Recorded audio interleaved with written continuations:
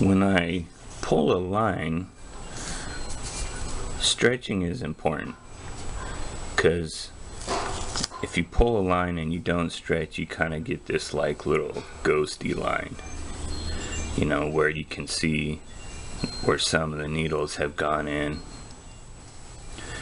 and you get something like that. But if you stretch, I use my hands, I use the back of my hands on the skin. I'm pulling that direction with that hand, I'm pulling that direction with this hand, and I might even move my hand in, and then I'm pulling this direction with this finger and this direction with that finger. So you can see you get four-way stretch on that. Now when I'm stretching like that and I pull a line, the skin's nice and tight, you see that line become a solid line.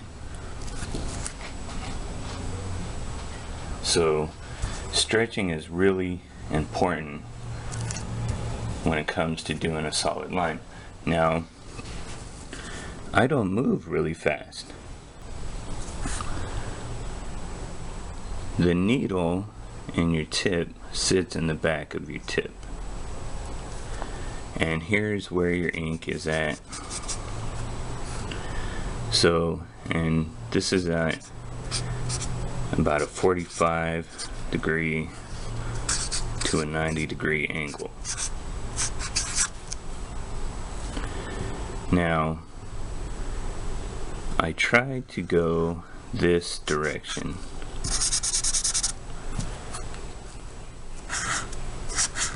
with my needle. Let's say this is my needle. I try to go this direction whenever possible, always going this direction. First of all, you can see what you're doing. I can see my tip, and this is a natural movement that's going to push this needle into the back of the tube. If it's a diamond tip, that's going to keep your tip from wiggling around. Now, if you have this in the bottom of your tip and you have enough pressure, enough tension with your rubber bands, it's not going to move up very much. So if I wanted to, I could pull a line in this direction, but you can see my fingers in the way, so I can't really see what's going on there. But someone argued with me on this, and you know, I disagreed. They said you can't pull a line down, but I do that all the time. You can see your tip, and here's why it's better. Here's why you do it this way. Your arm has this natural movement, so it's really easy to get a straight line just pulling your arm down. Now if you move your wrist around, it's more difficult because your wrist has this natural kind of arc to it. So to get a straight line, you have to pull back this direction and kind of correct that arch movement. So, and I've pulled a line exactly that far, maybe even longer, on tattoos. One line, just start, get into the skin, and just pull it down. So, another way to get a straight line, and I think this is where a lot of people are messing up. They're doing this bridge with the tattoo machine, and if you know what you're doing, this is good. You bridge your hand and you can move your wrist and do lines. That's no problem.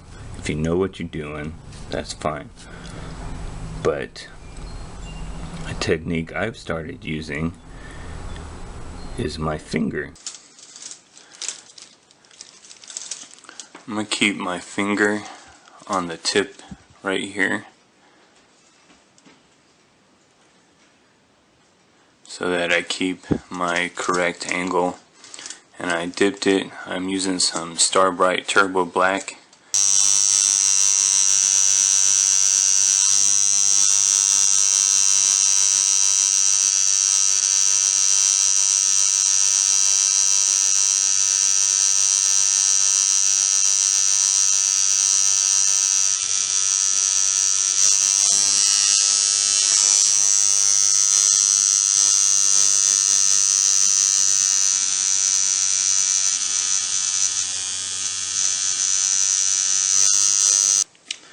Okay, so I finished my outline,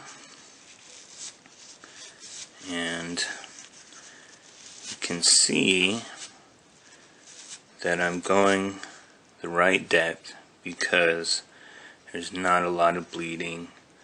I don't see any blowouts because people have a really long line and they have their machine in their hand and it's getting heavy, and they're really worried about pulling this long line, wiggling all over the place, and they're like, oh, I gotta do this line real fast so I get it in there, and you get this really jacked up line. Let me show you how this helps. If you put your finger, let me show you without the pen. You put your middle finger down on the piece of paper, and you'll have like a little bit of Vaseline on your gloves and stuff, and a little bit of Vaseline on the skin. So with your middle finger, you can hold on to a heavy machine and you can keep it right there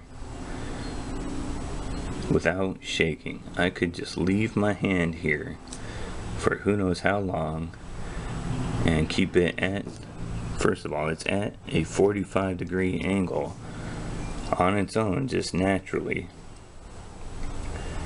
and I can keep my hand steady. Now let me throw a tattoo machine in there. Let me throw a tube and a tip in there and do the same method. Put my finger down on the skin and pull that line down. I can take my time, go real slow if I have to, if my machine's set up so it will work better if it goes slow, and real easy, just pull a line without shaking. So I'm not worried about shaking around all over the place because my finger does the work. And if I'm going this direction, it's gonna keep that at a 45 going this direction. If I pull it down, I'm at a 45 going down. This finger, how will you just leave it there, resting on my tip? That brings up another point.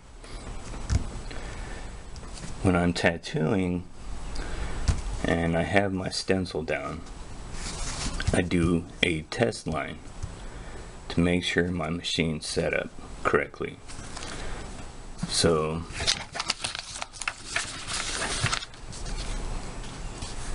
I come in, here's my stencil.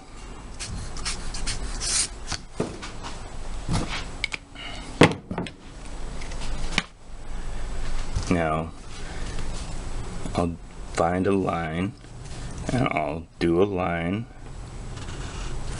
and if it's coming out nice and dark and there's no blood dripping out of the tattoo, then I know I'm okay. I'm gonna look and see if there's red around the tattoo. If there's a lot of trauma, this is gonna be all red. you know, see how much blood is coming out. There shouldn't be a lot of blood. You want to make sure it's not blown out, that you actually went too deep and it's fuzzy. And once I've done that test line, then I know I'm good to go. And then I will come in and tattoo the rest of that tattoo.